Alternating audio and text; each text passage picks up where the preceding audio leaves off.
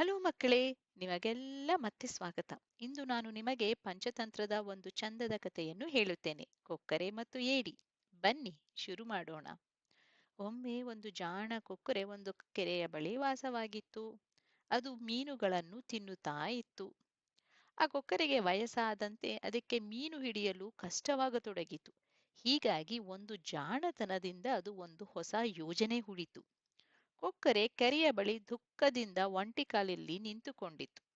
ಅದನ್ನು ನೋಡಿದ ಮೀನುಗಳು ಕೇಳಿದವು, ಏನಾಯಿತು? ಹಕ್ಕಿ ದುಃಖಭರಿತವಾಗಿ ಹೇಳಿತು, ನನಗೇನೋ ಕೇಳಲ್ಪಟ್ಟೆ, ಈ ಕೆರೆ ಬೇಗನೆ ಒಣಗಿ ಹೋಗುತ್ತದಂತೆ, ನೀವೆಲ್ಲ ಸಾಯುತ್ತೀರಾ. ಆದರೆ ನಾನು ನಿಮಗೆ ಒಂದು ದೊಡ್ಡ ಕೆರೆಗೆ ಕರೆದೊಯ್ಯಬಹುದು, ಅದು ಇಲ್ಲಿಂದ ಸ್ವಲ್ಪ ದೂರದಲ್ಲಿದೆ. ಮೀನುಗಳು ಹಕ್ಕಿಯ ಮಾತನ್ನು ನಂಬಿದವು, ಅದರ ಮೇಲೆ ಆಶ್ರಯವಿಟ್ಟವು. ಆದರೆ ಆ ಕೊಕ್ಕರೆ ಮೀನುಗಳನ್ನು ಒಂದರ ಹಿಂದೆ ಒಂದು ಬಂಡೆ ಮೇಲೆ ತೆಗೆದುಕೊಂಡು ಹೋಗಿ ತಿನ್ನುತ್ತಿತ್ತು.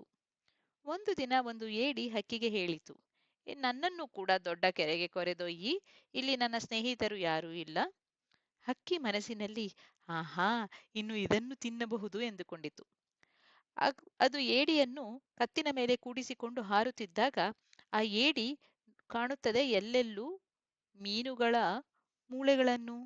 ಅದಕ್ಕೆ ಅರ್ಥವಾಯಿತು. ಜಾಣ ಏಡಿ ನಿಧಾನವಾಗಿ ಕೊಕ್ಕರೆಯ ಕತ್ತನ್ನು ಹಿಡಿದುಕೊಂಡಿತು. ಅದು ಹೇಳಿತು, ಹೇಯ್, ನನ್ನನ್ನು ಹಿಂತಿರುಗಿಸು, ಇಲ್ಲವಾದರೆ ನಿನ್ನನ್ನು ಕೊಲ್ಲುತ್ತೇನೆ. ಕೊಕ್ಕರೆ ಭಯಪಟ್ಟುಕೊಂಡಿತು. ಏಡಿಯನ್ನು ಸುರಕ್ಷಿತವಾಗಿ ಮರಳಿ ತಂದು ಬಿಟ್ಟಿತು.